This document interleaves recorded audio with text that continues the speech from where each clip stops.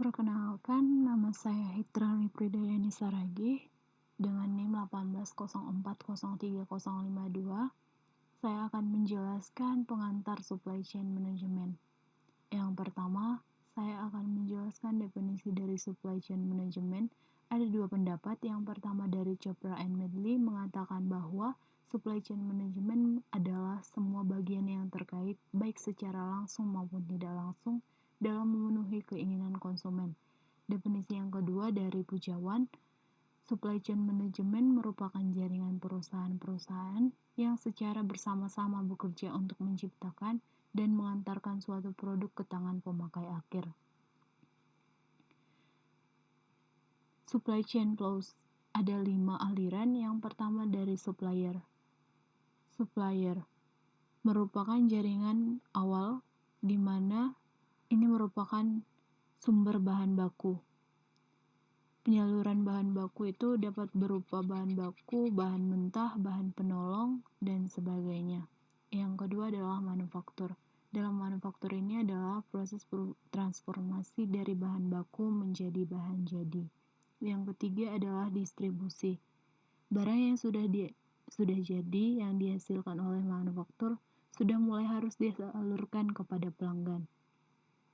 Walaupun sudah tersedia banyak cara untuk menyalurkan barang ke pelanggan, yang umum adalah melalui distributor, dan ini biasanya ditempuh oleh sebagian besar supply chain. Yang keempat adalah retail outlet, atau gudang penyimpanan sebelum disebar ke pengecer. Pedagang besar biasanya mempunyai fasilitas gudang sendiri atau dapat juga menyewa dari pihak lain. Gudang ini digunakan untuk menyimpan barang sebelum disalurkan lagi ke pihak pengecer. Di sini ada kesempatan untuk memperoleh penghematan dalam bentuk jumlah inventories dan biaya gudang dengan cara melakukan desain kembali pola pengiriman barang, baik dari gudang manufaktur maupun ke toko pengecer. Yang kelima adalah customer. Customer merupakan pengguna barang langsung. Dalam sebuah supply chain terdapat 3 aliran, yaitu aliran material, aliran informasi, dan aliran finansial. Yang pertama adalah aliran fisik atau aliran material. Aliran ini bergerak dari hulu menuju hilir atau dari supplier menuju customer.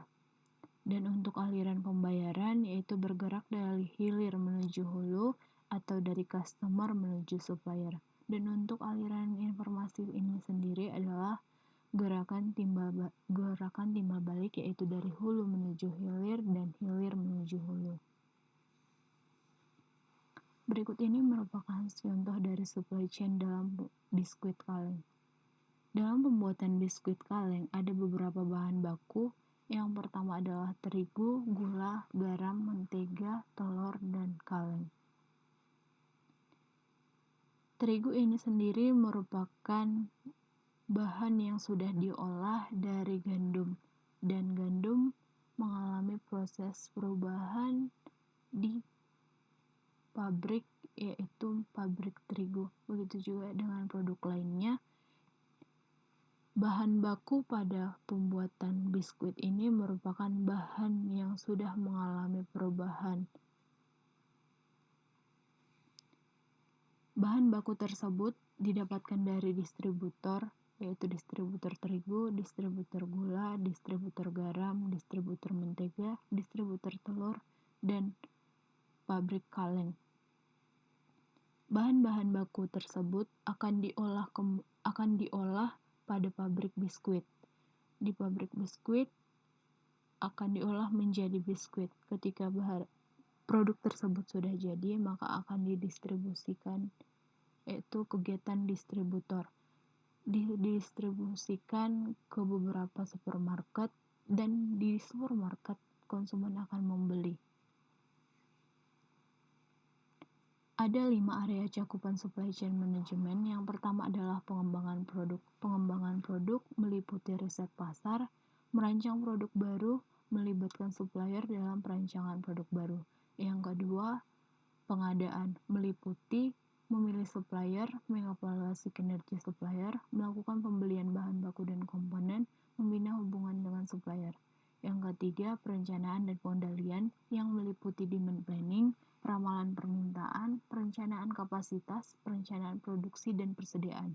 Yang keempat, operasi atau produksi. Meliputi eksekusi produksi, pengendalian persediaan dan mutu. Yang kelima adalah pengiriman atau distribusi. Kegiatan ini meliputi perencanaan jaringan distribusi, penjadwalan pengiriman, memelihara hubungan dengan perusahaan jasa pengiriman, memonitor service level di setiap pusat distribusi.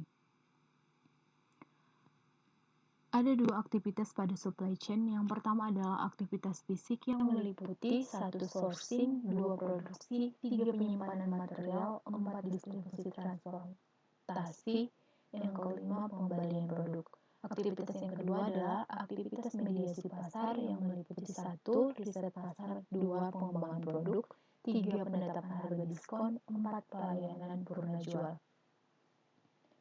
Ada beberapa tantangan dalam supply chain management. Yang pertama adalah tantangan kompleksitas struktur supply chain, yang kedua adalah ketidakpastian. Dalam kompleksitas struktur supply chain ini sendiri ada dua tantangan. Yang pertama adalah konflik kepentingan antar perusahaan maupun intern. Dalam perusahaan yang kompleks maka akan ada beberapa individu yang memiliki pendapat yang berbeda, yang mungkin akan menimbulkan konflik. Yang kedua adalah perbedaan bahasa, zona waktu, dan budaya antar perusahaan. Tantangan kedua ketidakpastian ini meliputi ada 3, 1. Ketidakpastian permintaan, 2. Ketidakpastian supplier yaitu lead time, harga, kualitas, dan kuantitas, dan yang ketiga adalah ketidakpastian internal. Decision basis of a supply chain ada 3, supply chain strategy or design, supply chain planning, supply chain operation. Untuk supply chain strategi or design ini yaitu 1. Keputusan mengenai struktur supply chain dan proses-proses apa yang akan ditujukan oleh setiap stage. Yang kedua, keputusan supply chain strategi. Yang ketiga, desain supply chain harus mendukung tujuan strategi. Untuk supply chain planning ini sendiri ada 1. Pasar mana yang akan disuplai dan dari mana.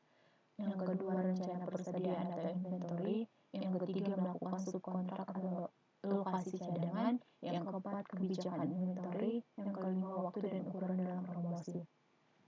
Untuk supply chain operation meliputi 1. Mengalokasikan permintaan pada persediaan atau produksi. Yang kedua, menetapkan order due date. Yang ketiga, membuat pick up list pada sebuah gudang. Yang keempat, mengalokasikan order pada daftar pengiriman. Yang kelima, menetapkan jadwal pengiriman. Yang keenam, menetapkan replenishment order.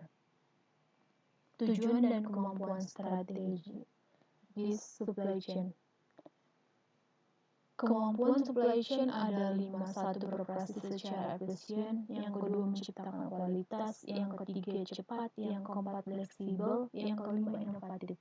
Dengan kemampuan supply chain tersebut, maka akan didapatkan aspirasi pelanggan. Yang pertama, murah, 2. Berkualitas, 3. Tepat waktu, dan 4. Bervariasi.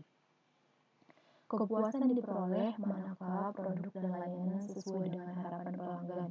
Jadi, apabila produk atau jasa yang dihasilkan oleh sebuah perusahaan sesuai dengan permintaan yang diharapkan, maka kepuasan tersebut diperoleh oleh penerima jasa atau produk.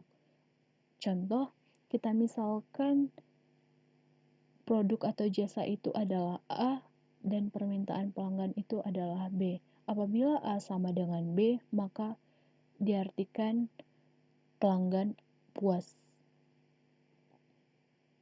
Demikian presentasi pengantar supply chain management. Apabila ada kesalahan kata, saya mohon maaf. Sekian dan terima kasih.